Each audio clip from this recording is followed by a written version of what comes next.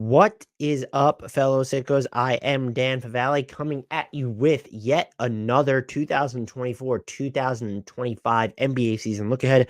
We are on to the Portland Trailblazers, which means I have the distinct pleasure, as always, to speak with Tara Bowen Biggs. She is the co-host of the We Have a Take podcast. You can find them on Twitter. The link to that will be in the podcast and YouTube description. You can find Tara on Twitter at TCBBIGGS. That's at TCBBIGGS. That will also be on screen for those watching on YouTube.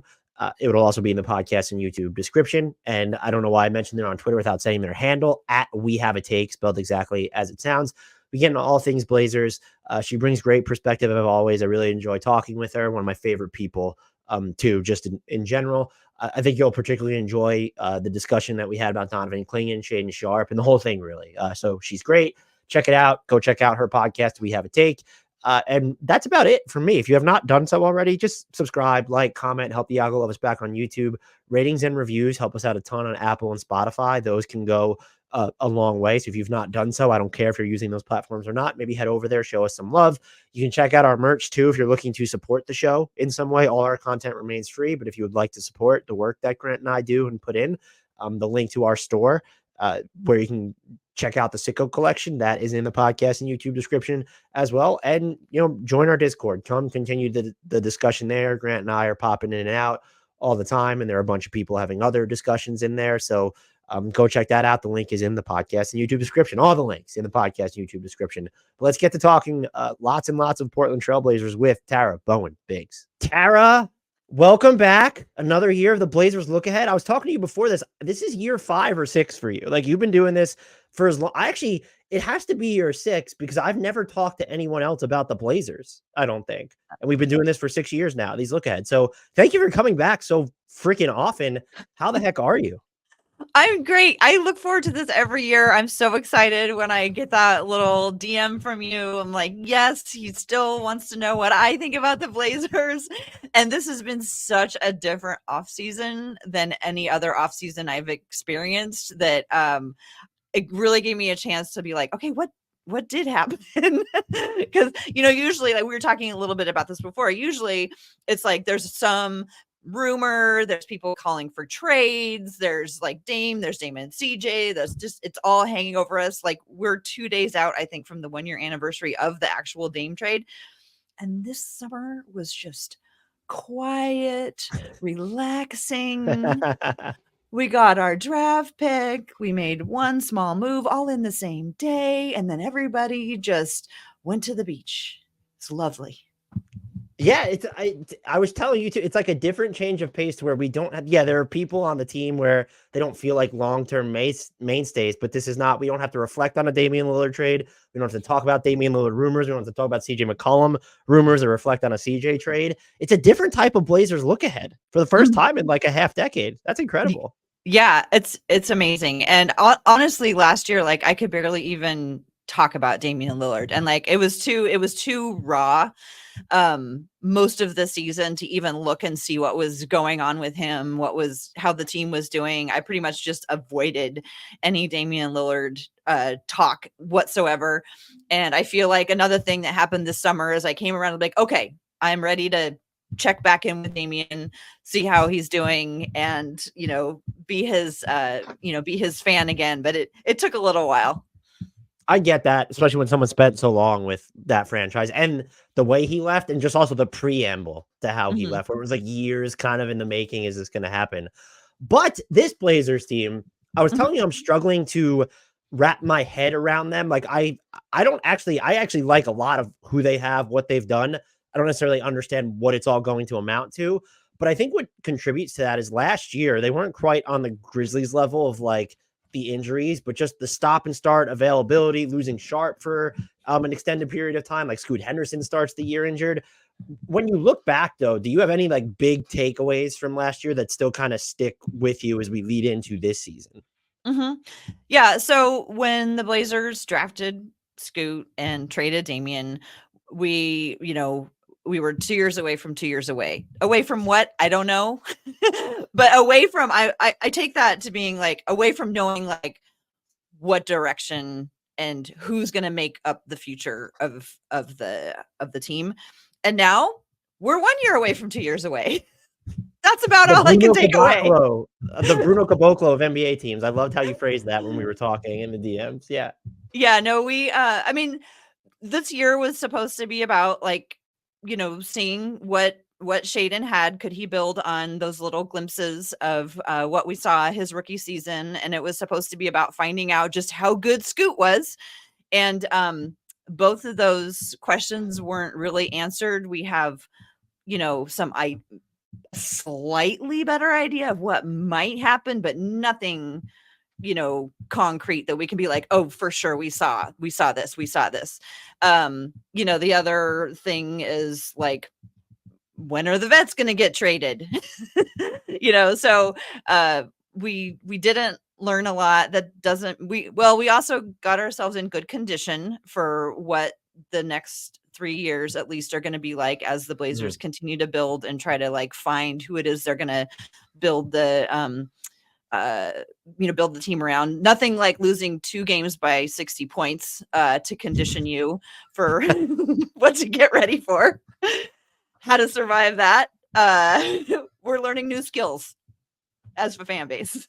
What I do think makes this team interesting, or it's interesting in the sense that it exacerbates my confusion, is the Deni Avdija trade. And before getting into what he does, like, what did you think of the actual decisions? Like, oh, we're going to give up. Like, this was a team in a Blazers position is normally kind of acting as a seller, and they gave up stuff to get this player who is young and under contract. But like, by the time they might be really good, his contract's going to be almost up and he's going to command a lot of money. And how much are you paying all these other guys?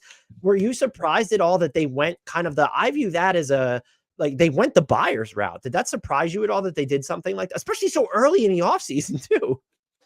Yeah, I mean, it definitely was a surprise when it was just like simplified into the Blazers gave up 2 first-round draft picks and Malcolm Brogdon for Deni Avdija. It was like, what? Wait, what? Like, we're giving up draft picks and stuff. So yeah, initially I was like, oh my gosh, what are they thinking? And then, a lot of talk from like local media kind of talking, at least I took it as sort of being like talked back, like, okay, it's actually not really that bad.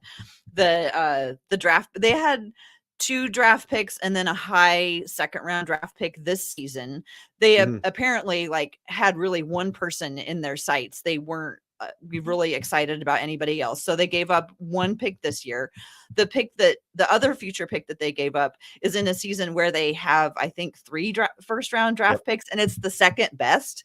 So yes, when you're a building team and you want to stockpile, like we all want to be Danny Ainge sitting on a giant pile of first-round draft picks. But that's not where the Blazers are.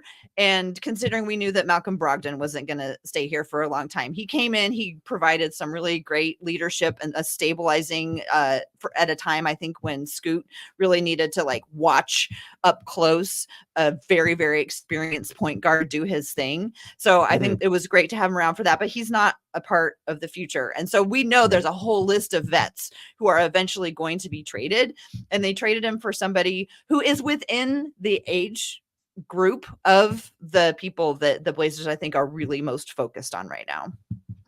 Yeah, look, he's 23, and I am very high on Deni Avdija as a player. I think that there's more meat on the bone, so to speak, when you look at his playmaking.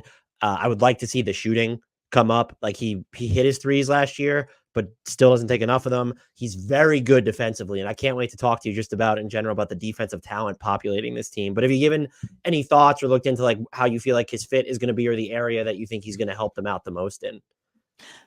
I think that it's been a really long time since the Blazers had like a wingy forward. I went through the list of people on the roster over the last either 7 or 8 years who've played most of their minutes as a small forward. And like the last couple seasons, we've got Justin Minaya. Have you heard of him? Okay, Justin Minaya. I have. Josh Hart, he was a small forward. Justice Winslow, Nasir Little, CJ Ellaby, Tony Snell, Norman Powell, Rodney Hood, Kent Bazemore, Trevor Ariza, so Nick Stauskas, Jake Lehman, Alan Crabb. It's been I used to, man, Alan Crabb. I'm sorry. Please continue. I mean, it's been a while. Like, it's been a while since there's somebody that I think has this much potential to really not just be like, we need somebody to come in and fill in, but actually come in and be a difference maker. So, and especially because of his defensive ability. And, the shooting was like last season. So let's see if he can bring it into this season. I'm cautiously optimistic that it could be, what we're looking for this year is fun basketball to watch. And I think having him on the team we could be trending in that direction. I think Blazers fans are going to fall in love with the way that he plays the game, honestly. And I'm really hoping, but they do have so much talent on this team. I really want to just see him, like, he's in Washington. He would go through these spurts where he was turned loose because there'd be injuries, or like last year there was some turnover. And then they like kind of gave him more of the keys, but like he's never had like that full season stretch of like, okay, like we're going to use you like you're kind of a featured player. I know there are other players on this team, but it does seem like they're at least giving up what my read on it, what they gave up to get him is that they view him as a core piece. And that excites me that a team now has him and kind of use him as a core piece moving forward, because I really do think that there's so much more to plumb with his game. And I think just the way he can play defense and like the positional spectrum that he can guard, and he's like kind of sneakily physical. So I think that he's going to be a player that fans end up falling in love with there. Mm-hmm. I think one of the things that I've heard talked a lot about, and I've talked about myself, in the Portland fan base, is that we have a lot of like super chill guys who just like they go out, they play, they're really great players, but we're looking, for someone with to come on with a little bit of an aggressive spirit. Right. Like Matisse Thybulle, super fun to watch play because you never know like what kind of havoc he's gonna like create when he like does some of his amazing defensive playmaking. But just like absolute, like very chill. And like Deni Avdija seems like a guy who can sometimes come in and be that spark and bring that little bit of emotion up a little bit when he comes in. I don't know. What is your biggest storyline that you'll be kind of tracking throughout this season for the team? Dunks, the number of dunks, is that what? No. So it all kind of leads, like, there's the tracking the player improvement. What is, what's Scoot's potential? What's Shaedon's potential? What combos work the best? Like I said earlier, when do the vets get traded? I'm still wondering if they have a good coach, and I'm continuing to look at, and I want to know who's going to be the coach at the end of the season. This is the coach's fourth year. At the end of this year, there's a team option, but he's got to be miserable. Chauncey Billups was hired to coach Damian Lillard, and he's been thrown into this completely different position.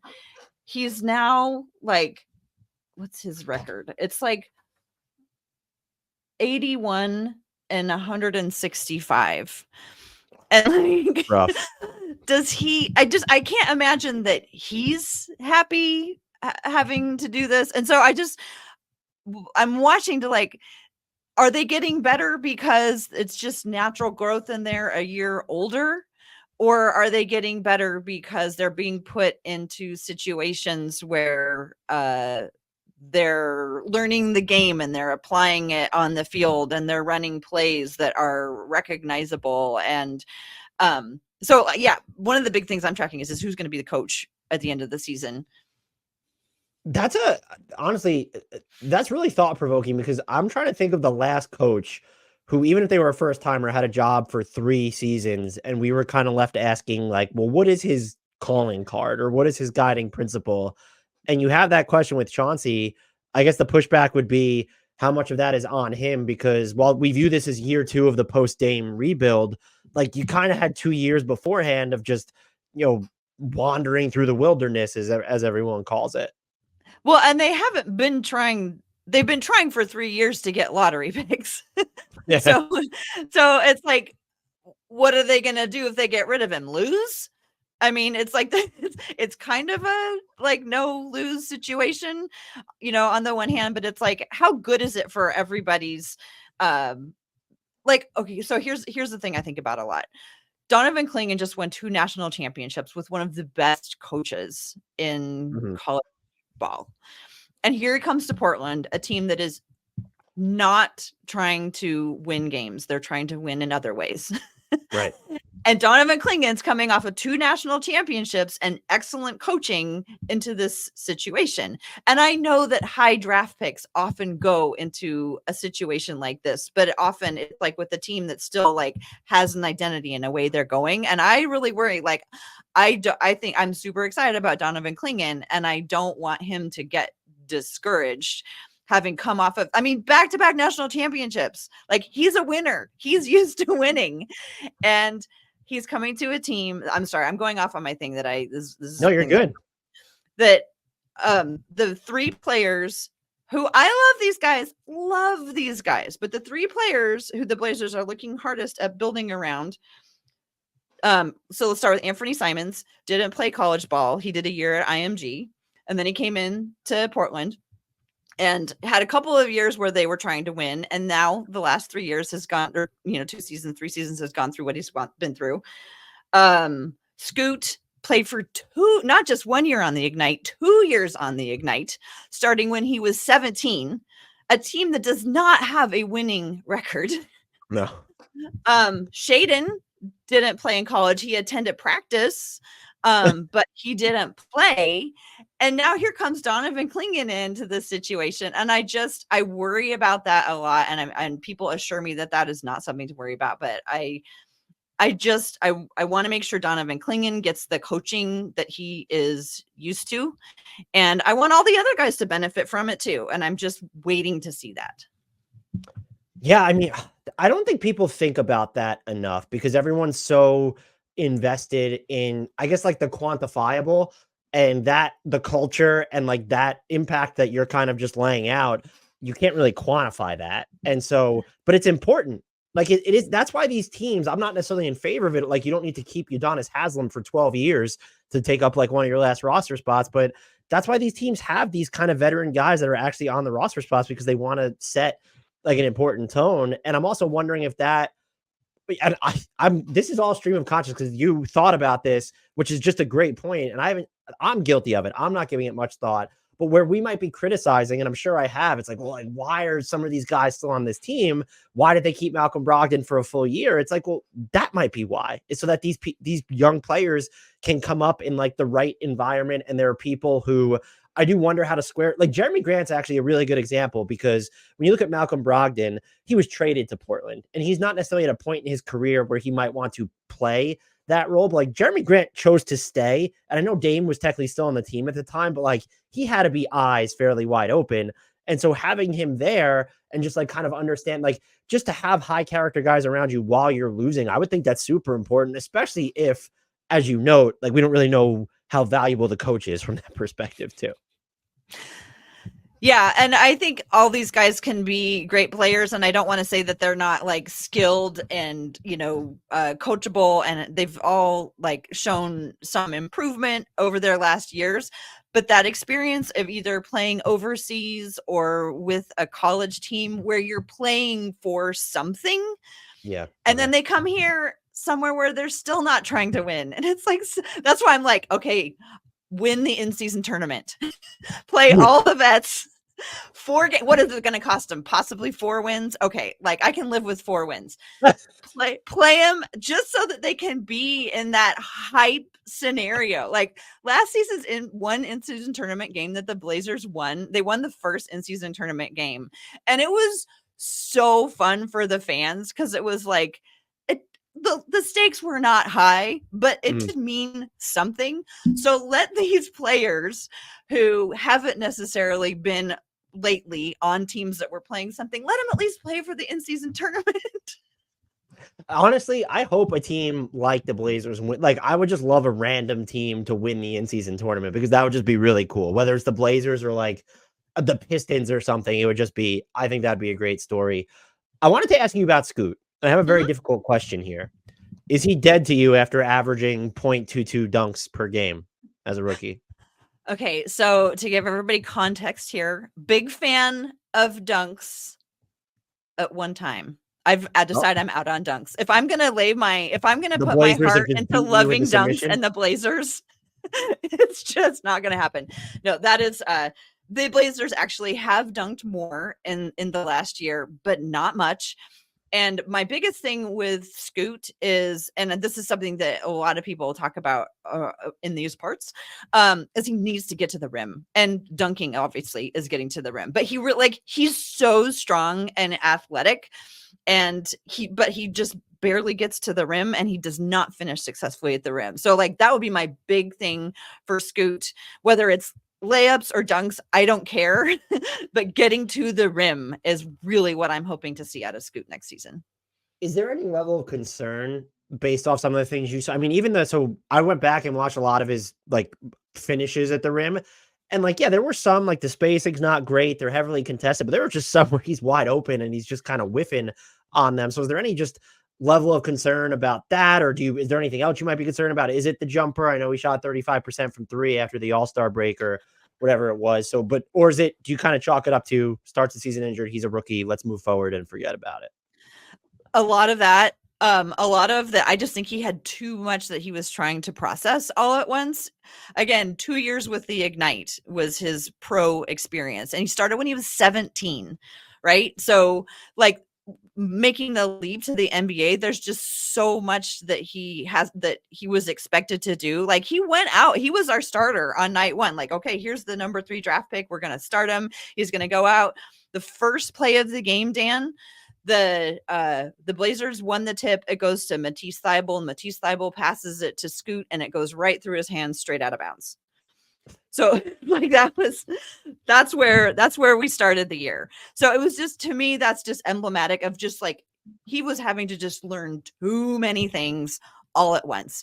And when the coaching staff did simplify things for a little bit, so he didn't have to do everything, after he got a chance to come off the bench and sit there and watch the first half and see how the people that he's going to be playing against played, and then go in the second half, he definitely made improvements. But I just think it was just too much all at once. Do you think he also could have benefited, and I don't know, like from not having DeAndre Ayton as a big, whereas maybe someone who's just like going to be more of a threat, like to finish around the basket himself to help open things up or run 2-man stuff with? I mean, yeah, sure. I mean, DeAndre had a tough time at the beginning of the year finding his way, but I have to say at the end of the year, I really liked how the two of them were playing together.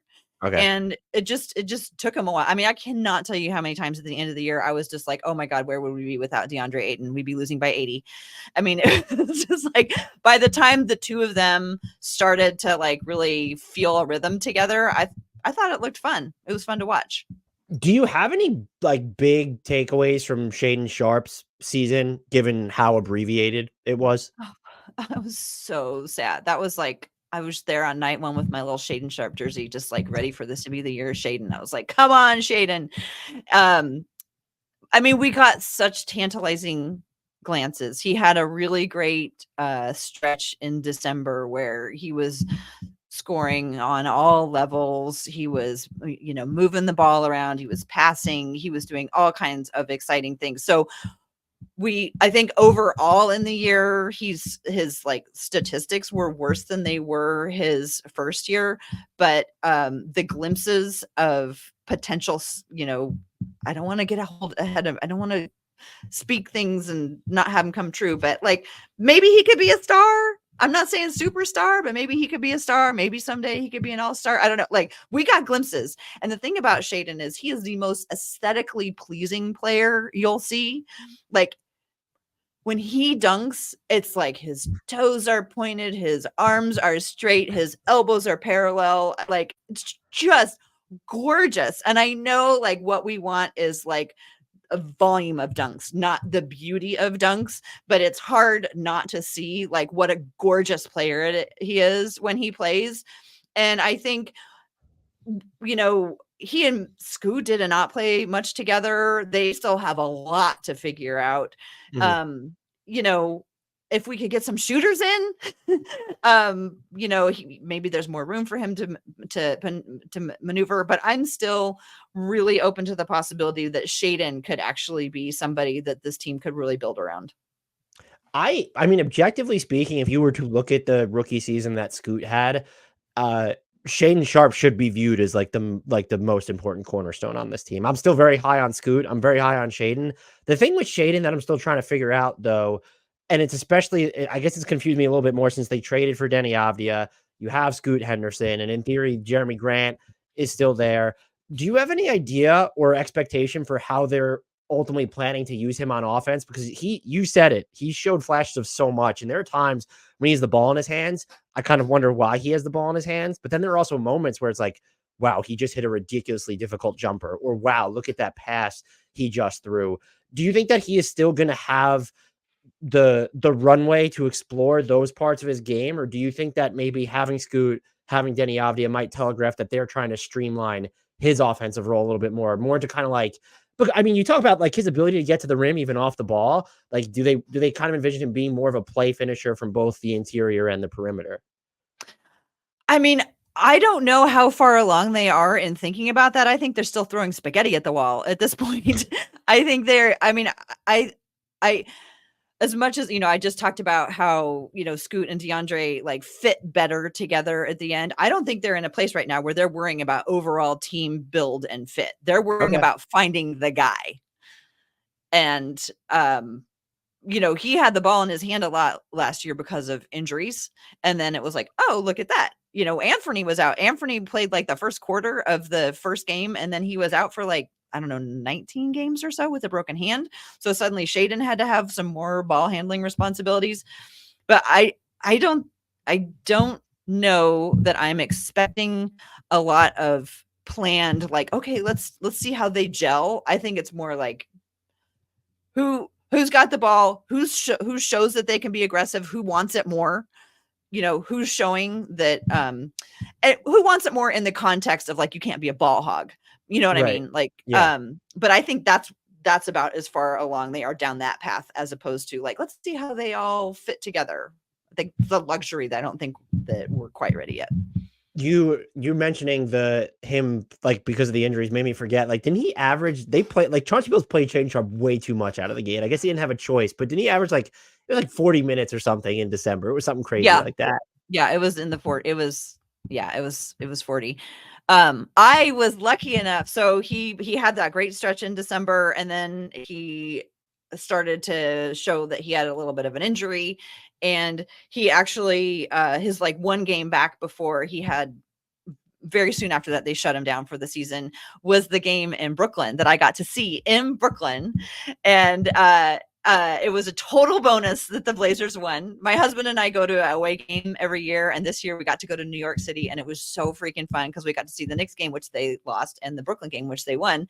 But Shaedon was there, and he played like 41 minutes. It was an overtime game, but I'm so glad that I got to see Shaedon like really play out before he was then shut down. Sure, it was against Brooklyn, but those two teams at that point were competitive. So even though it wasn't like watching like two teams at the top of their game battling it out, it was two teams that were equally matched battling out, and it was at least fun to watch. Is there well, let's tangent here. Which away game are you going to this year? I don't know. The schedule is not as exciting for a week. Like last year, it was like it fit just so perfectly that they were playing New York and Brooklyn back to back. And so we went for an entire week, and that was just like heaven. It was so much fun. This year there isn't quite such a good setup. They're always playing like Milwaukee like in January, and I don't want to do any more traveling in January because we had 2 bonus days in New York because of travel, which was fun, but also not great. So I think this year we might actually just be going back to Utah because we have friends there. We love going to Salt Lake, and we're probably just going to do a small trip because we made such a big one last year. Well, let me know if Cody Williams looks like a superstar if you end up in Utah, please. So with Shaedon, is there one area of his game that you're looking to see whether he can prove or continue to develop specifically? Now, obviously, it's like a huge all-encompassing thing, but if there's like one thing that you could pick out. I mean, anybody who can really do well enough shooting threes that it provokes teams to double team them. That's what I'm looking for. So I would love it if his 3-point shot improves even more. It's not terrible, but I think it could even get better. I think he's going to end up being a really good shooter. I'd probably like to see him take even more off the catch, but I actually don't think that's a Shaedon Sharpe thing. I think that gets into the team build thing. I'm very curious because I'm kind of fascinated with him as like a primary initiator. If he can start like kind of if they can get him any semblance of spacing first and foremost, again, that's not a Shaedon Sharpe thing, but if he can kind of cut down the turnovers in his pick and rolls, I'll be even more smitten with him. And I think I tend to, maybe it's a lack of information or perspective on him because I'm not lower on consensus than him, but I don't get as excited about, it's not just you and Blazers fans that are excited about him.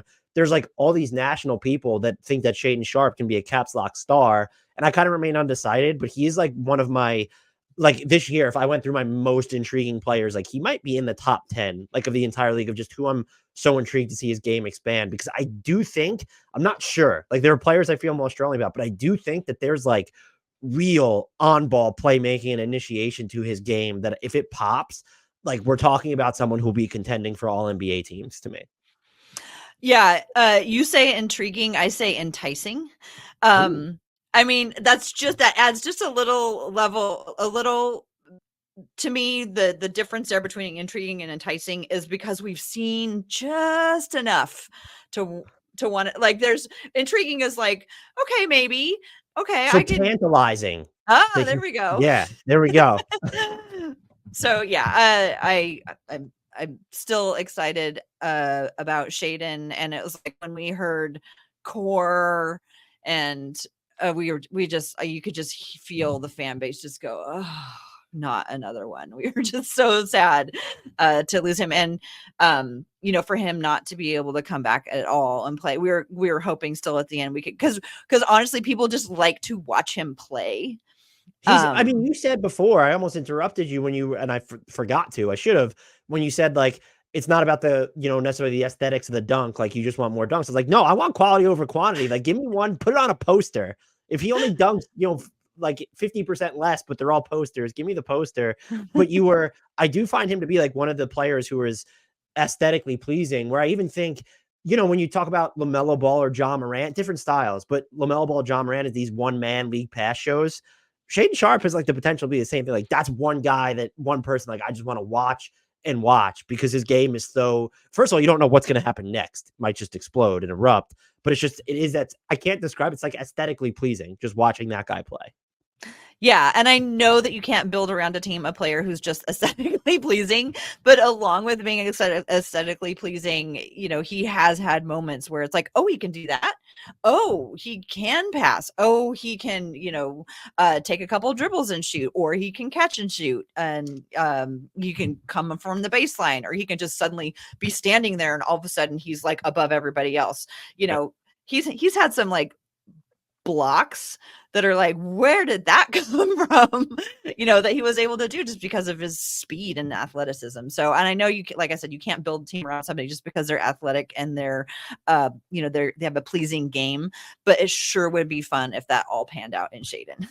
What would we call that if a team like just built their entire roster around aesthetics? Like they're just going off of vibes or something. I'd appreciate it. You mentioned something before that I thought was a really good point about how they're not kind of focused on the fit or like what are these players like need to do or how are their roles going to scale. They're just focusing on finding that guy or just assembling talent. Nothing probably actualized or rather typified that more than they drafted Donovan Clingan when they have DeAndre Ayton and Robert Williams III and even Duop Reath on this team. What did you think overall? Like, what did you think of the pick? Do you have any overall impressions of his game? I was super excited. He's huge. Like he's giant. And I know, okay, this is going to seem like a huge leap, but like stick with me on this.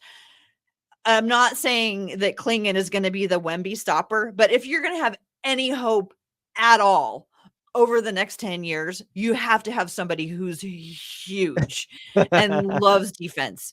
And like, they at least have that right now. And he seems smart. He seems like he's knows what he can do and can do it really, really well.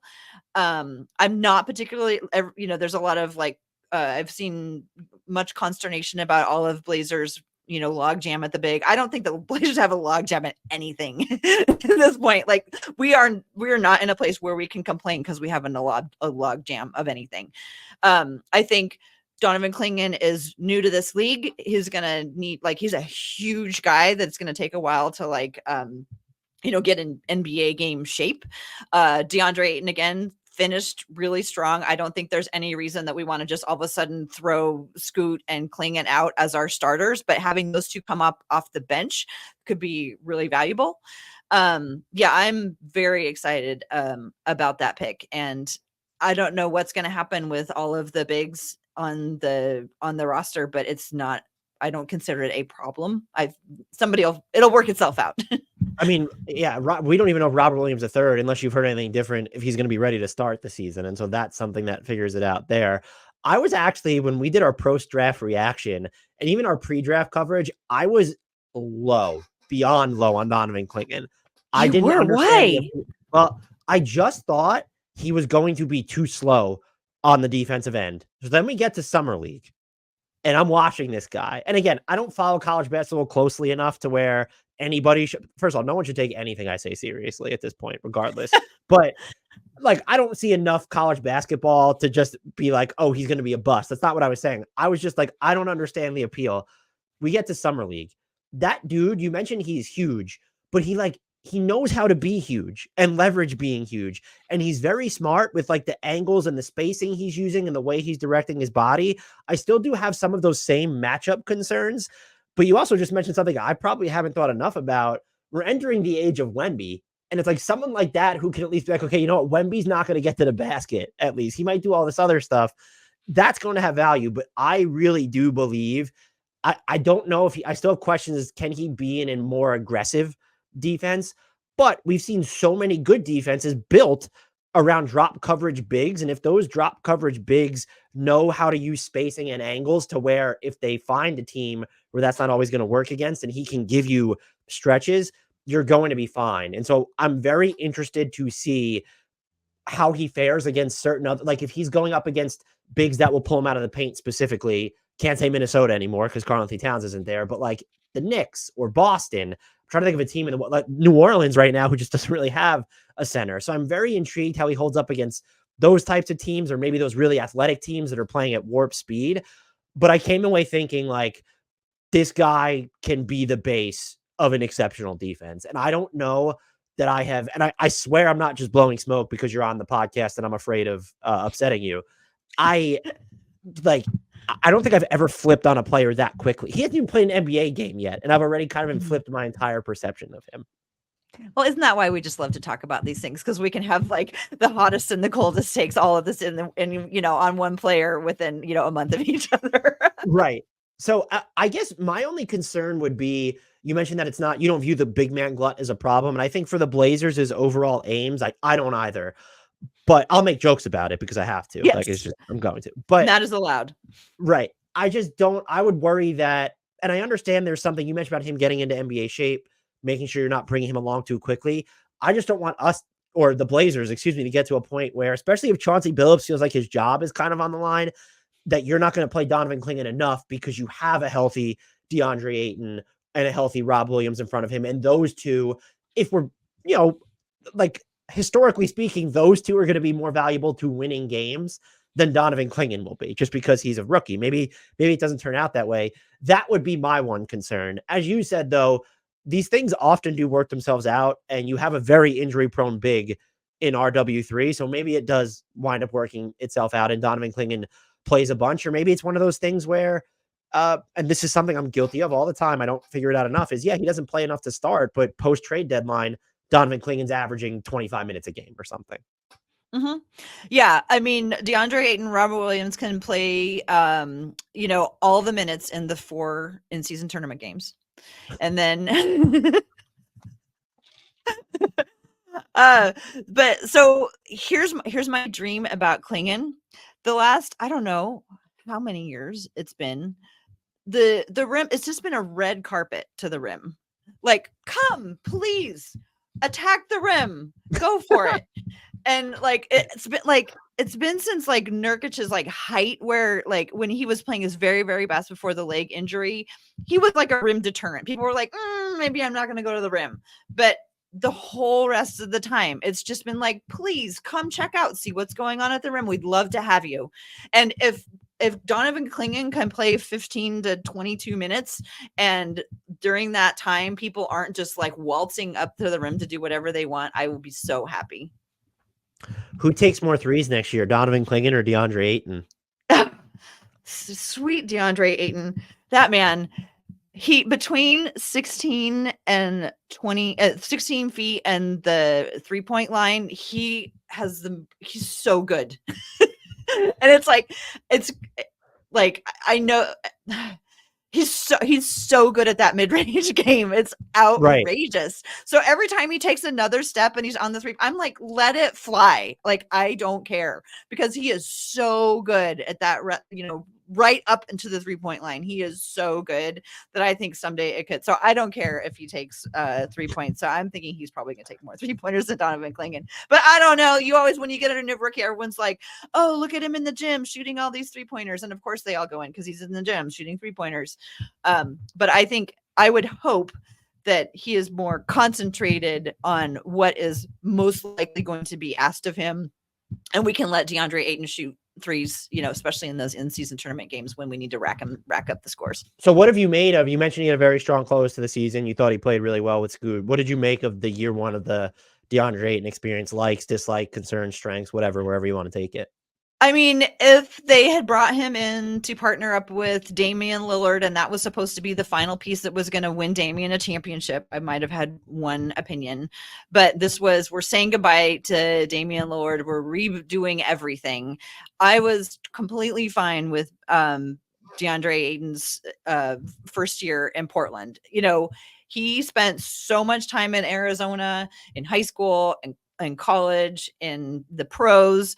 He came to a whole different place, whole different kind of expectations that he wasn't used to. He didn't know if, like, am I supposed to be the man? Am I not supposed to be the man? Like, it took him a while to get comfortable. There's all kinds of also hilarious anecdotal stories about his integration into Portland. But I really think that he's settled into, like, the fact that, he's an experienced vet. He's got young point guard that he needs to learn how to work with.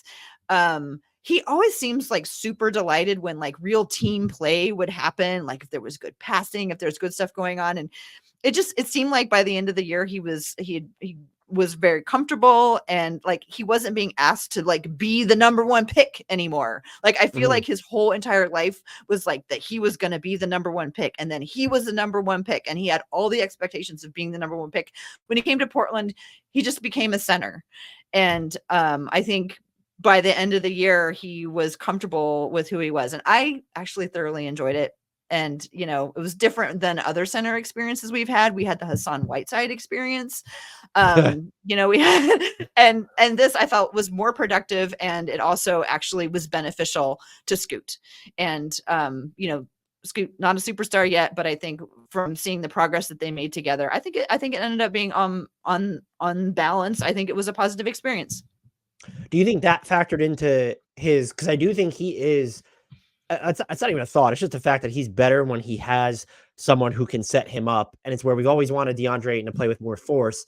But even like the 0 dribble or 1 dribble, like looks that you wish were closer to the basket and they're not, like that's still where he's going to be at his best.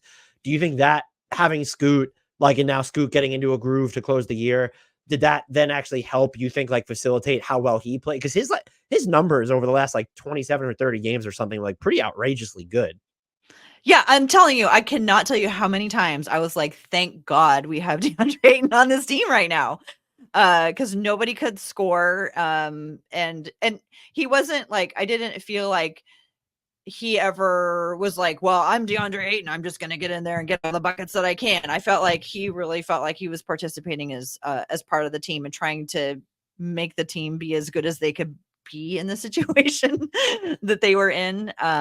So again, it's one of those things where, like, I know I was saying I'm not really worried about fit, but it did show that the relationship between the point guard and the center, which is like so critical, could be worked on and improved and on, like I said, on balance, better for both of them, beneficial to both of them. You did mention, I'm calling back to it, I think a third time now, where you said the big man rotation has a tendency to figure itself out. We did see a little bit before the RW3 injury. It wasn't a ton, but like we saw RW3 and DeAndre Ayton play together. Do you think just knowing that they have so many, and I think people kind of just throw Duop Reath to the corner. It's like, oh, it's Duop Reath, but it's like that guy spaces the floor on the front line, and this team needs floor spacing. Do you think we see like that they will go to more dual big setups, or do you think kind of, you mentioned what did you say before, the having a wingy guy like Avdija plus Grant, and if Sharpe is healthy and you have Thibault and you have Toumani Camara, do you think that the way the roster is built as of now makes that a little bit, that there's not as much of an incentive to try that? I mean, if the Blazers plan, as I think it is, but again, I don't know. But if their plan is to move on from the vets before the trade deadline, I mean, they have to like remind people that they're there. And Robert Williams is going to need to get a few reps in. Like, I think everybody knows what Robert Williams is and what he can bring to a team. And I think what he is and what he can bring to the team is just not what the Blazers need right now. But I do think that they're going to get him in there and playing, because otherwise, like, people are going to be like, well, could he play or not? So I think they'll play him for that reason. I'm trying to remember what the whole question was. If you think whether they'll play two bigs at once, like they'll try that out. Oh, sure. Yeah, they'll give it a try. Okay. I mean, there's no downside. I hope give it all a try.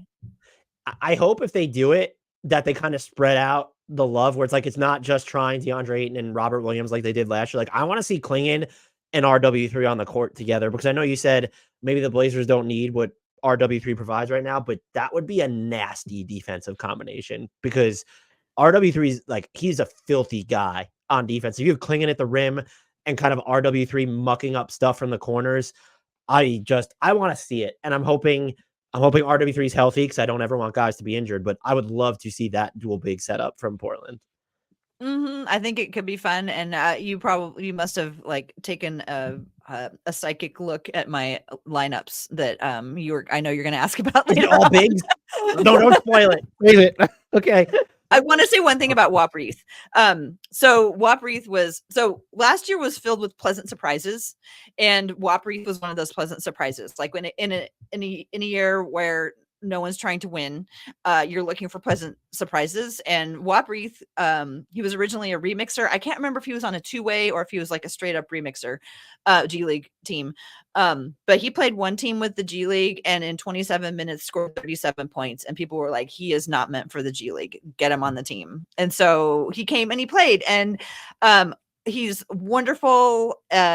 He's like a big who does space. Like, he can legitimately shoot the three. Like, he is a 3-point shooting big, which is like so exciting, and which makes it so odd that I would say, and he's going to be somebody else's awesome piece. Because he's older, he's like 28. Like, I think he could be around to represent like what it would be like if the team was going to have a 3-point shooting center.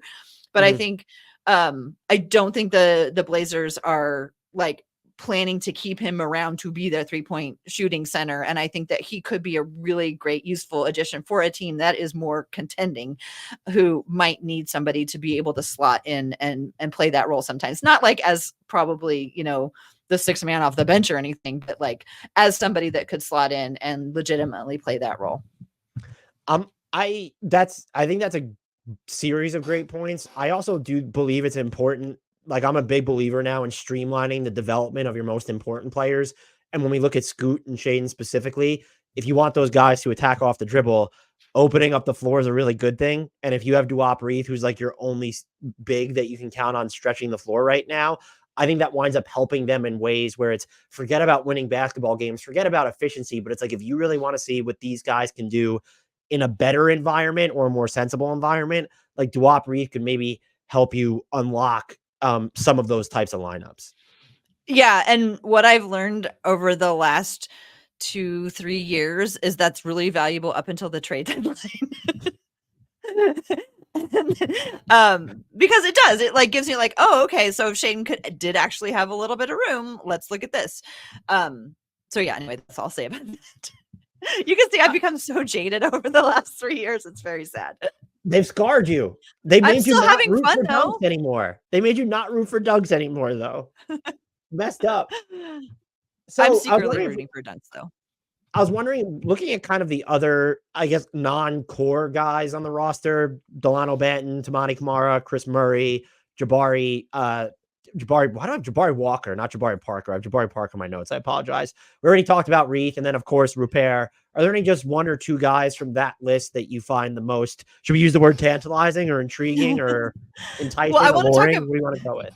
Yeah, I want to talk about Jabari Walker because I'm a huge fan of Jabari Walker. I love Jabari Walker, and I think he's somebody who is most likely to be squeezed out of the rotation, at least until the second half of the season. You know, because we have so many bigs, I think Jabari is the one that is, like I said, not going to get as much rotation minutes as I think he deserves. I think he's going to be a really good NBA player for a long time. He's a role player. He's a fantastic defender. He brings great energy in off the bench. But with all of the people who need to show that they can play, and I just think that he's going to be 10 or 11 for a while, which I think is a real bummer because it's just a pleasure to watch him play. And he has a skill set that the Blazers desperately need. And that's a defensive rebounds. Yeah. And does he like do anything else though that stands out to you aside from provide that? He's very good at like intangible things, like helping everybody on the court with him be aware of what's going on. He's a very good talker on the court. He's a very good pointer. He's really good at like letting his teammates know what's going on. Things feel organized when Jabari comes in. So kind of and that's why I think he's going to be a really good NBA player because of those types of skills. His shooting is okay. It's not great. It could definitely be a lot better. He gets a lot of putbacks and second chance points for the Blazers. He does a lot of cleanup. So he's not, somebody you're going to put the ball in his hands and be like, go score. But he's somebody that could really likely help either, again, second chance point or just on defense, direct people around so things are covered. Okay. I really like from that list, I think I'm most fascinated by, or tantalized by, Toumani Camara, who can defend, it feels like literally anyone. And it's like his 3-point percentage was just high enough last year. I was like, okay. And he can do some stuff in the, like, if you're like in the open lane. I don't know how good he'll look on offense necessarily with this team specifically, but I think he's going to be a dude, and he might be a dude for the Blazers because you're just looking at maybe they have too much defense and he's not a dude for the Blazers, but he is ferocious on that. Like he's ferociously versatile or even ferociously capable is how I might phrase it. Like you look at not just the level. I mean, like he defended basically just stars all the time, but up and down the positional spectrum, and even a lot more than I would have expected, like point of attack, like going up against smaller players than I would have ever assumed. Toumani is another one of those pleasant surprises. I don't think anybody, when we heard how upset Phoenix was that they lost him as part of the trade deal that moved Damian Lillard, we were like, oh, well, this is interesting. And yeah, he's super tenacious, and he's that guy who like is not cool as a cucumber. He will be like up in somebody's shorts and he will be all over them. He loved, like, if you look at all the the guys that he guarded all the best players. Like that was his job, was to go guard the best player, and he did it like like he was hungry to do it and he wanted to do it. And he very quickly, like he worked himself into his starting position very quickly. I think he got it over Matisse. It turned out that he really didn't have the offense. And so he ended up going back to the bench. Neither of them particularly have an offense. So I can't remember at the very end of the season, who knows what was happening, but I can't remember what happened after he went to the bench. But yeah, he's somebody that we're very excited about, and he's in, pretty much in that age range, and he could be somebody that the Blazers want to really hang on to, and I would not be surprised if he was somebody who ended up sticking around the team for a long time. Anybody else on that list that you wanted to talk about or that stood out to you? Well, I mean, I love Dalano Banton, just because I love tall point guards. It is such a luxury to have a tall point guard. I mean, after all of those years of Damon and CJ, like having a tall point guard who can like see everything that's going on, it's like, oh, I get it. But again, it's a luxury, not a necessity. Let's see who else is on there that I haven't said anything about. I still remain Ryan Rupert is a guy that I really like. And I watch him and it feels like, well, he could be really good at basketball if he kind of figures out how to play basketball. It's like a lot of times I come away with thinking, but he just feels like he has a bunch of tools that will he ever put them together. And I think it go a long way if he could be a little bit more complimentary, like handle the accessory work on offense. But I watch him play and I don't know. I'm like just enthralled by it. Feels like he could be like subtly disruptive on the defensive end. And if you could put together some semblance of just like offensive consistency again in that tertiary, just like never really on the ball capacity, I don't know where that opportunity is going to come from on this team, given how many players they have, but I still just have his name circled as that could be like someone who sticks in the NBA. Yeah, Rayan Repair is a fan favorite, especially with the remix. So we're expecting so last year, for people who don't know, was the first year that the Blazers had a G League team. And on our podcast, on the We Have a Take podcast, we give out awards every year. And we had a new award this year called Most Valuable Blazer. And we actually gave Most Valuable Blazer to the Rip City remix because it was fun to finally have a G League team, but it kept these guys playing and engaged and active, and like they could, and it's like located actually in Portland, a few miles away from the Moda Center where they play. So like they can go back and forth and they can get reps in and they can keep playing and keep improving rather than just sitting on the bench and watching all the time. So I'm expecting that Rayan and Kris will probably still play quite a bit with the remix next year. It might be kind of a bummer for Kris Murray since he spent 2-3 years in college before he got out. So he may be wishing that he had more like NBA minutes. But the remix gives them a chance to, keep up. And if they're needed, when and if injuries strike, when and if people start having to sit, they are right there. And they've been playing this whole time in games that, they're trying to win. Yeah, Kris Murray kind of impressed me too with how he was defensively last year. And it's the rare and young relative to other rookies, he's not necessarily young, but it's rare that a team where it's, if that guy can hang defensively, he won't get minutes as a youngster because we kind of have enough people who can do that. And it was, when he was coming out of college, I didn't know enough about him, but I thought he was billed as like more plug and play on offense. And it was it felt flipped based off what I saw from him. It was like, oh, he's plug and play on defense. And I don't know what he's going to be on offense. Maybe I thought by osmosis he would just have what Keegan Murray does as an offensive player, and so my expectations were too high. Well, yeah, it's really rare for the Blazers to have that many defenders on the team. I mean, let's be honest about that. It's been a long time since the Blazers had, players that like had multiple players with defensive chops. Now they have many of them, and so sometimes it's hard to play them because it's like, who's gonna shoot? And I'll also kind of go back to what I was saying about the coach Chauncey. It seems like a lot of these young players that they brought in who play a lot of defense are the types of players that he is hoping to have on the roster and having to coach. And despite whatever, I mean, I don't know anything, right? I don't know anything, but one of the things that we really see is that the players really do like him. Like they like playing for him, and that they listen to him and they appreciate his experience. So I don't want to like everybody to take away that like I think that like he's like the worst coach in the whole world, or that like nobody likes him, because clearly the players like him, and he does like represent defense.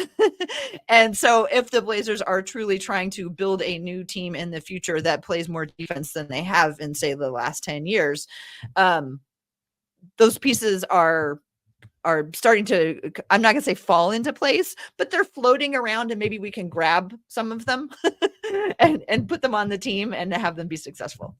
Well, I almost wonder, this team feels like it could be under the radar good defensively, where if you told me that they were 15th or 16th in points allowed per possession, I'd be like, I believe it. Honestly, the reason to not predict it to me is just, well, are they going to steer out of it if they're too good defensively by post-trade down them, by maybe not trading some guys, but it's, you know, like Deni, you're under contract. Like we know we haven't, like, you're not going to play as much because we want to get minutes for Rupert or Murray.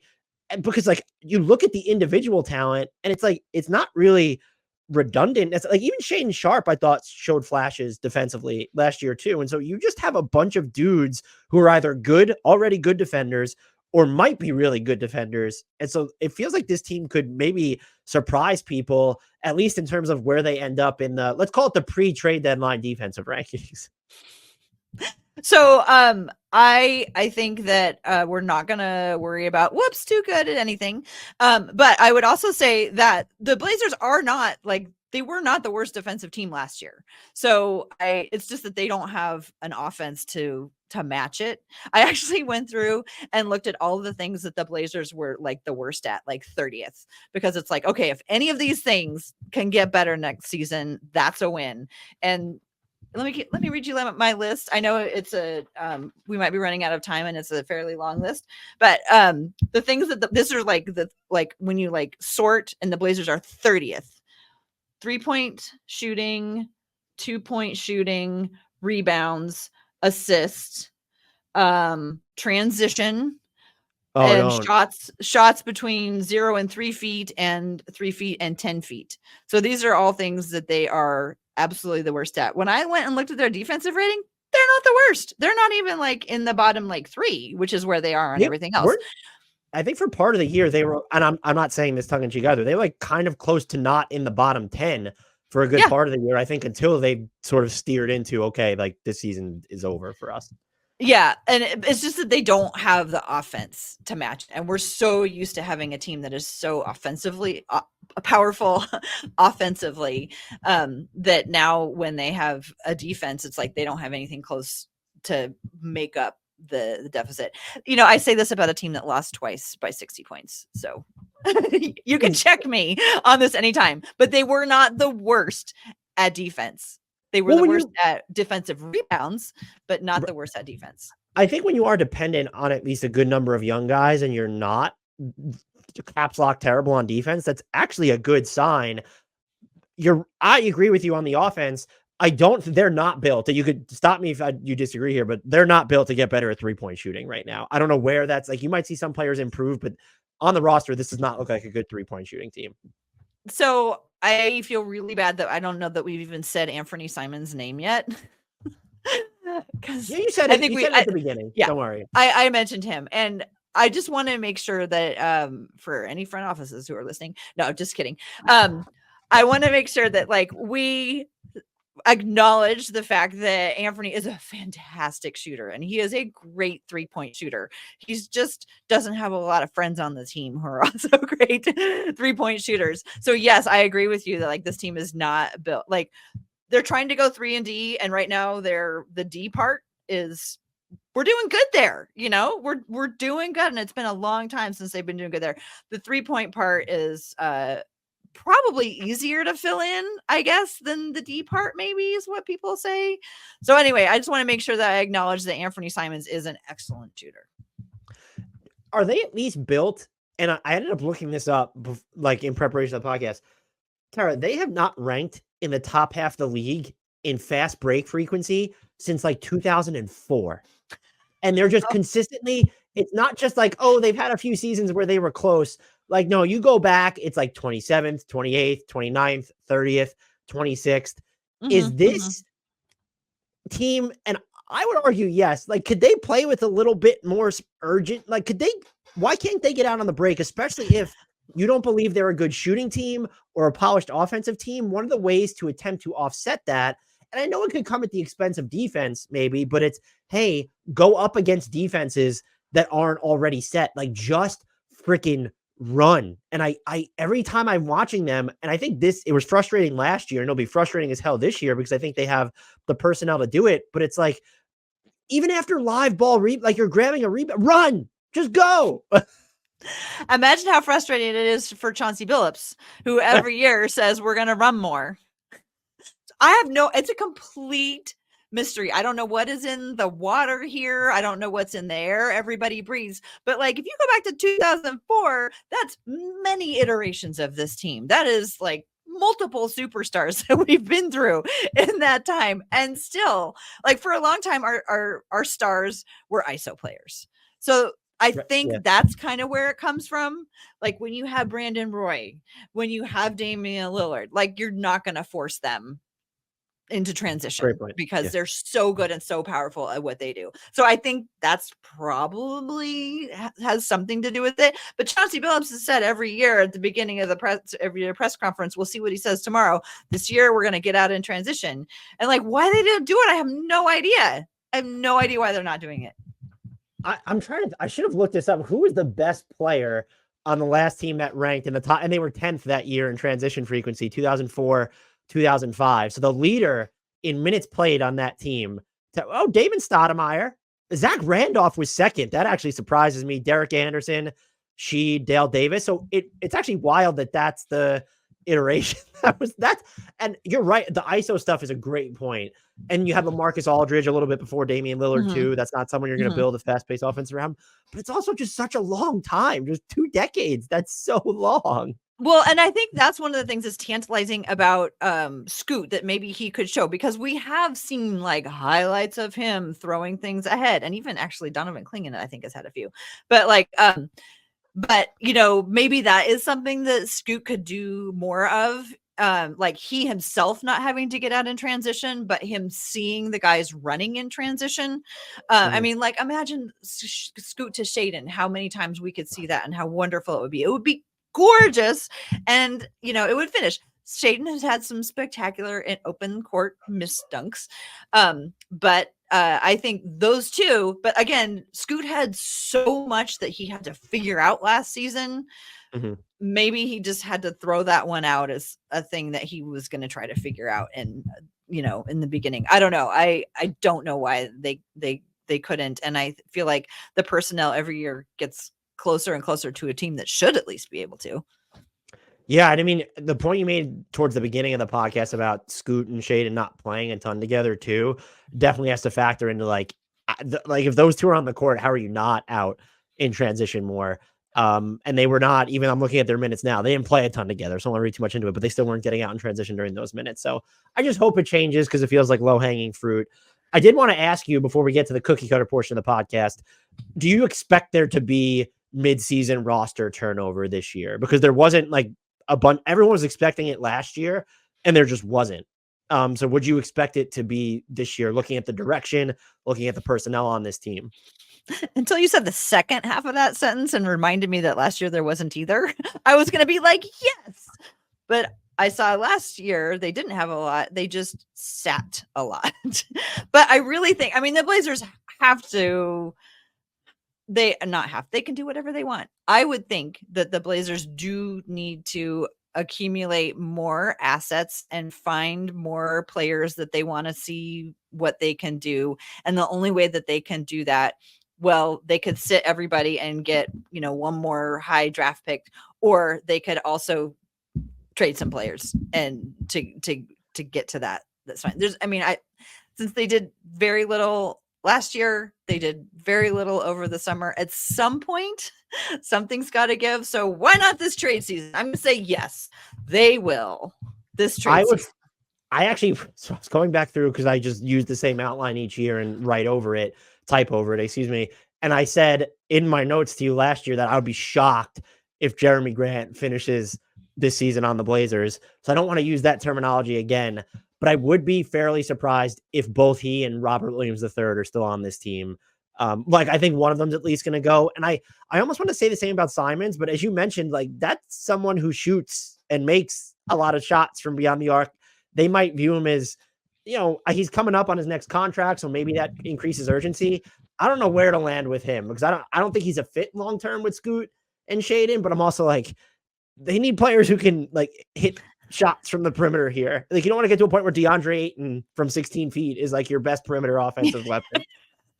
Yeah, and we have to, for so long, it's been the narrative that Anthony is so young, and he's not young anymore. He is an experienced vet, and if anything, I want better for him because he's been here for 6 or 7 years. I think he's going into his 7th year, and he's done everything that was asked of him, and for the last 3 years has not been on a team that has actively been trying to do well, get in the playoffs, let's say. And he's a talented player, and we do need to have a mix of guys who know what they're doing alongside the young players who are still learning how to navigate the league. But I feel for Anthony in terms of like, I really wish he was playing force. I really wish he could go to a competitor and go play for a team that like needs his skills and is trying to their best to win. So I am happy with who he's been. He's never complained. He's never asked for a trade. He seems to be a good guy who the young players like, and everybody, well, not everybody, but I've heard that it was a mistake that Joe Cronin had to, or Joe Cronin didn't mean to not mention him 2 press conferences in a row when he was talking about who he was building around. It's like, kind of a big omission there. I don't know if he did it on purpose or not, but I want what's best for Anthony. I've been trying to get him on the Orlando Magic for like 2 years now. Like there's a trade there and it just needs to happen. Mm-hmm. I'd like to see him on a good team. But I do recognize if I want to see a watchable Blazers offense, I do kind of think he's important to that. I also think it makes me think, I just thought of this right now, that like I've heard about Joe Cronin is that he's not going to trade just for anything, which is like kind of why I guess I understand Jeremy Grant is still around. Like he's not going to just trade for the sake of trading him. And maybe that's why like he hasn't made a deal with Orlando, because like, if the narrative is that Portland wants to get rid of Anthony Simons, then Orlando can come in and lowball him. And I don't know. Maybe I think what I've heard about Joe Cronin is that he's not going to make moves just to make moves. He's going to make moves because they're going to be better for the franchise. And that might mean a lot of waiting. I don't want to wait 87 years, but that might be why things haven't happened yet.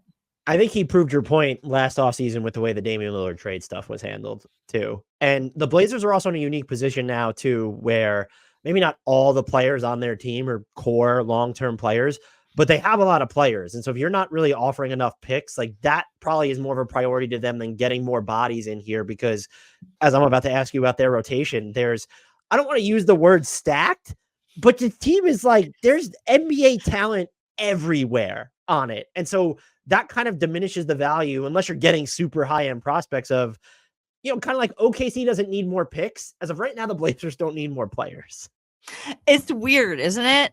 I mean, when I was in New York last year, right before the trade deadline, and we saw not a lot happen since then in terms of turnover, despite the fact that they had up and down, the roster, like real NBA players.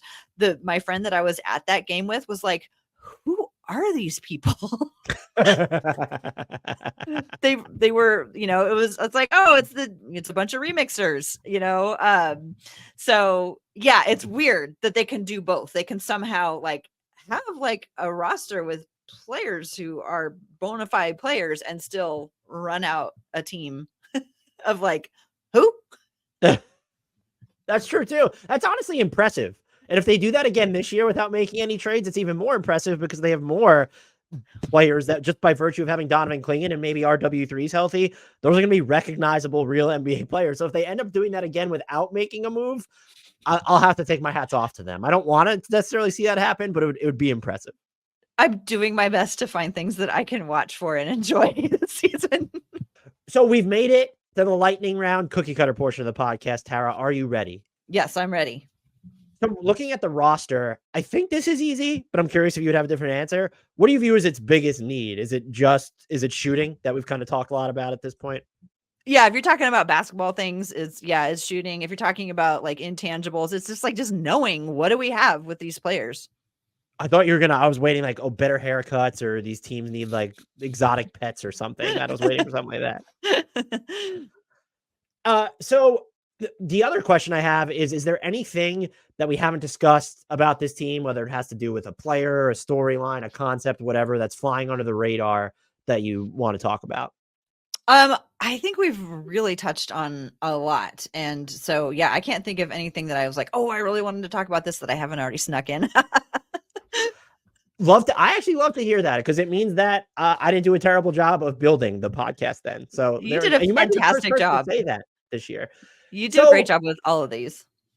Thank you. But top full strength, you have to pick 10 players that will be the ones that are being played. Players that will play. Tara, what does the top 10 rotation look like to you as of right now?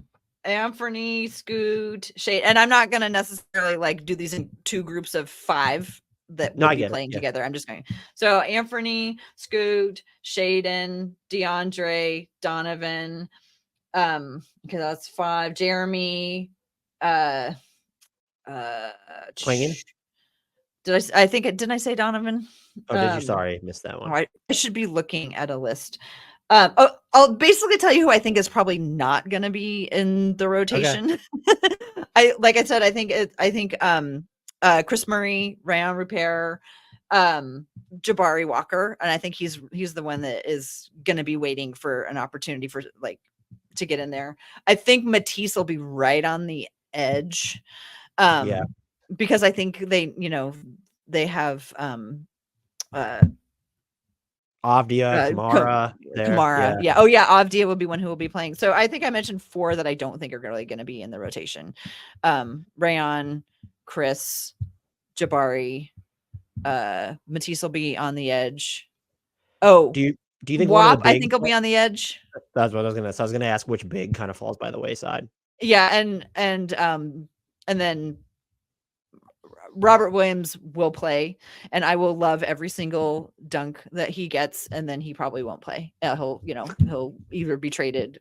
Hopefully it's because he's traded, and I really want what's best for him, because he seems like a really cool guy. And the Blazers were in a different situation, I would love to have him around, because he seems like a really fun person to build a team around, or to, be on the team. If he could just stay healthy, he would be probably, in terms of big men, top 7, top 10 big man. If he was just healthy, that's how good he is. And his skill set is really, really intriguing. And that's the other thing too, because he doesn't play a ton even when he's healthy. But I don't know if that's like, one is they're worried about him getting injured, so he doesn't play more. Or is it really a stamina thing? But the only other rotation question I had is, do you think that they start, like, is it going to be Scoot, Avdija, and Shaedon starting, or do you think that Anthony Simons will start and Sharpe will come off the bench? Is something else? I think it will be Anthony and Shaedon and Avdija and Grant and Ayton are starting. You think Scoot's going to come off the bench? Yeah, I think Scoot will come off the bench. Whoa, that is. Are you surprised about that? I'm not surprised, but I really just don't. I wouldn't structure it that way, and I will let you know. I promise it won't be this podcast. The national media is going to have a field day with that, if that is what they open the season with, because him not starting, he was just the number, what was it, 3 pick? Yeah. 2 pick? And to be in your second season, and you're on a team that doesn't have another floor general of the future option, really, I would get it from if you're trying to win a basketball games perspective, from a developmental perspective. We do get caught up too much, I'm sure, in who's starting. It's about who finishes or who plays more. But man, so you're not going to start Anthony? No, I would not start Anthony, because I'm more invested in Shaedon Sharpe. The spacing of that lineup might not be great, but I think it's a vote of confidence in, well, we trust Scoot to hit enough jumpers, and we trust Shaedon Sharpe to be a good enough shooter. So, I mean, Scoot coming off the bench, is the logic just, do you think it's better for him to go up against second units or to play within some of those core bench lineups. I mean, you even mentioning how important it was, like with him playing with Deandre Ayton. Starting him might be a way of getting him more minutes with Ayton. I mean, I guess if I was just thinking about like on night one, I want to put out a lineup that has a promise. I mean, I don't know. I don't want to make Anthony sit while he's on the roster. That's where you and I differ. I would just bench him. I mean, he would still play.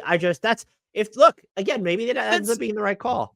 I mean, we all know how Scoot did last year, and we know he did better when he came off the bench. And that's just how it was. No? I'm not saying you're wrong. I don't think it's but this again, it could be me guilty of, is it better for his development to come off the bench? As you said, he was better when he came off the bench, but I'm also just like, well, if you want this guy to be your cornerstone of the future, like why are you bringing him off the bench still? What is it about him that makes you want to bring him off the bench still? Well, I hope in February he's not coming off the bench, but like at the beginning and where they left off at the end of this, I don't want to say that because the end of the season was a mess. I don't know. I just think that he's still very young, very raw. He still has a lot of stuff to process and a lot of stuff to learn about what it's like to play in the NBA, that I just think it's more beneficial for his development right now not to go. Well, and that's something that Chauncey has talked about too, is like he really wants to put guys in where they can be successful rather than just throwing them in and like see if you can, see how it happens. And that was something that he had said last year. So maybe I've got that in the back of my mind. But I just think that, I just think that it might be better beneficial. Maybe if Scoot was like 23 years old, it would be a different thing, but he's like beginning his second season and he knows that he has a lot to prove and he says all the right things. And I don't know. That's what I think is going to happen, but I could be plenty wrong. And you have a lot more experience than I do. I defer to you on matters of the Blazers though. Well, this makes this question a lot more interesting for me. You're coaching the team. What is your go-to? I know it'll change. It can be matchup dependent, but what is your go-to closing lineup? Are we playing an in-season tournament game? Honestly, trying to win. This is a team that's, because if you want to approach from the perspective of, are they trying to lose this crunch time game? But if I look at it as if they're trying to win a close game, call it the midseason tournament game. Maybe that's a game that they want to win. Yeah. I think if they're gonna, I think if I was the coach and it was a close game, I would throw in a very defensive lineup with Anthony. So, I think I would look, maybe even at Donovan. I'm not sure if I would start Donovan or if I would finish with Donovan over Ayton yet, not having seen Donovan play any NBA ball. But if I really wanted to like clamp down and make sure the other team could not do anything, I think I would lean towards Donovan. Wouldn't Robert Williams be fun in there? Deni. Oh, yeah. And then probably Matisse and Anthony. Oh, seems like it'd be a pretty good defensive lineup. It would be really good defensively. It should be a very good defensive lineup. Yeah. It'd be really good defensively. I just don't know if there's enough, like if the Blazers were in a hole and were trying to like score, or if they were just trying to stop the other team. But I think that would be a pretty fun one to watch. Or maybe it would be like watching mud dry. But is that your funky weirdo out there lineup as well, or do you have a different one for? Oh no, I have other criteria for my funky lineups. Oh, please, do you want to hear them? Yes. Okay, so my all big plus Dalano Banton lineup is we've got Dalano as the point guard, tall point guard, 6'9". Oh, it's so fun having a tall point guard. And then I'd put Duop at the 2 because he can really shoot. And then Robert Williams slides down to the 3. Donovan Clingan at the 4 at 7'2", and then Deandre Ayton 7 feet as a center. So that's my all talls plus Dalano Banton.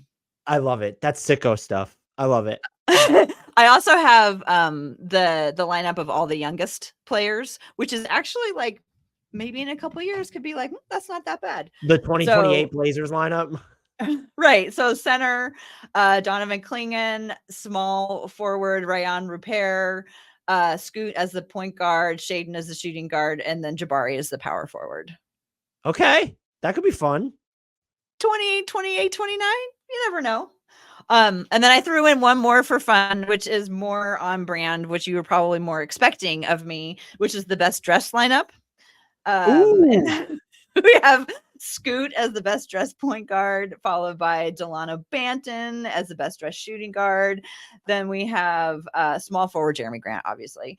Jabari as the power forward. He was actually most improved fits last season. So we got Jabari as the power forward best dressed, and Jeremy is the small forward best dressed. And then Deandre Ayton, of course, is the center. I don't think Donovan Clingan is going to challenge him in that arena, at least right now. I like that. I will say sometimes watching Scoot, and maybe it was the goggles era Scoot, I felt like I was sometimes watching someone who transported out of a different era of basketball. And I really like the aesthetics of just like how the uniform looked. I liked it. Yeah, we love goggles Scoot. Yes, we love Scoot with the goggles. So mine would be, it was actually similar to your closing lineup, which maybe means that I didn't go weird enough on it, but give me Clingan and RW3. You know, I'm kind of obsessed with that pairing now. Avdija, Toumani Camara, and then Shaedon Sharpe will be my point guard in that scenario. So you just have, and Avdija will play make too. I feel like that's a ton of defense.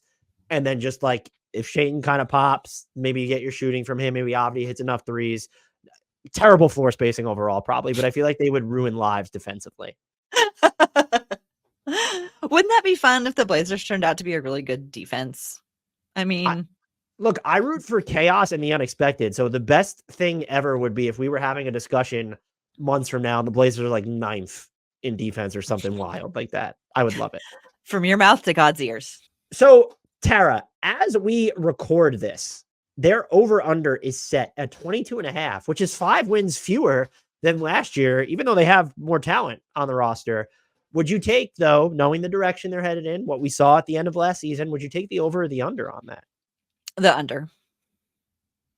Wow. So are you just do you think they're going to be, is there any team in the West you could see them being better than if you're taking the under on that? Any team in the West that they could be better than. I mean, I think they're, the Blazers haven't done this for the last 3 years to give up now. So it's like, if they come out too good out of the gate, that's when the trades start happening earlier. I mean, I don't know. I feel bad talking about the team like this. And a lot of the reason I talk about it like this is to protect my own expectations and to not worry about like, are they going to be too good? Like, I think they have a lot of really fun pieces. And like you've said, they have up and down the roster, they have players that could be like perfectly good. I just talk about them like this because I feel like it's guarding my heart and protecting myself from, the inevitable, because, the front office has a plan and they announced that plan very loudly when they traded Damian Lillard. And right. So like, I can either get on board and, ride with the train that has left the station, or I guess there's other options, but at this point, like there's so many tantalizing players I've overused that word. There's so many intriguing players in the upcoming draft. It seems crazy to me that to go through all of this effort for a 14% chance at the number one, but there are so many players up and down the roster that, again, the Blazers are trying to find that guy. And I think, there's so many players in the upcoming draft that might have that potential. I just don't see them giving it up. Oops, we made it into the play-in. I think we made it into the playoffs. I think that's a couple years from now. Look, so the goal is to win the NBA Cup and finish with the worst record in the West. There's nothing wrong with that. And if you win the NBA Cup, that last game doesn't even count against your record. If you're looking at it that way. God, people are going to hate listening to this. I just feel so awful. I love this team. I just have accepted where the front office is going. And it's less painful to fight against it and just like think about all of the potential of the future that this direction could offer us, rather than just trying to like keep going. Like big things had to happen, or that's what I understand. Big things had to happen. The big things happened. And I'm just doing my best to like be able to like mentally make it through the next 3 to 4 years. For what it's worth, I think you're looking at it from the correct vantage point. And I honestly think most fans would agree with you as well. I think where people might diverge is they might be frustrated that, okay, this is year 2 of what is a real rebuild, and I think a valuable one, but it feels like year 3 or 4 of kind of, well, what are we doing here? And so had they started this earlier and like laid out the plan, so it's just the fact that it was sandwiched all together, I think that's maybe where the discrepancy comes in, but that's my 10,000 foot view of it. I think you're looking at it 100% correctly, though. It just feels so wrong to like root for losses, and I don't want to root for losses. Every win I'm going to cherish and enjoy. But I find myself as I'm watching these games looking at wins as something like, okay, we're going to score more than 20 points in this quarter. Sweet, we scored 25, and like with the rosters that we've had, like those are legitimate things to cheer for, and we're high-fiving each other going, way to go, you guys did better than we thought. And that's just, like I said, that's just how I have to cope with it. I cannot wait for the day again where the Blazers like are legitimate contenders, because it will happen. We just have to ride this out. Tara, this was amazing as always. Thank you for giving me so much of your time. Are you able just to tell our listeners where they can find you and the We Have a Take podcast as well? Sure. If after everything I've said didn't just like make every Blazer listener like shut off their listening devices, you can find me on Twitter at TCBBigs, and you can find the We Have a Take pod on anywhere you get podcasts. We haven't done many episodes this summer, which is another thing that's great about maybe not being a contender, is you can take the summer off. Yeah. But the We Have a Take podcast will be starting up again soon, and you can also follow us on Twitter at We Have a Take. We haven't figured out what other social media platforms to go to, because we've just been on Twitter for so long, and it's worked out so well for us for so long. My old man take is there's too many social media platforms now. It's official. There's too many. Yeah. I'm going to just start writing handwritten letters, and I'll be like, Dan, we have another episode out. Here you go. Yeah. We'll just start corresponding via mail and get answers like once every other week. You can find the links to the We Have a Take podcast, as well as their Twitter, and Tara's Twitter will be in our podcast and YouTube description as always. I cannot thank you enough, Tara. This is always a blast. You do such a fantastic job. I appreciate your perspective on this team to no end, and I wish you gave yourself more credit, but just wanted to end on that note and say this was great as always. And as you know by now, I'll be pestering you again in the future. Fingers crossed.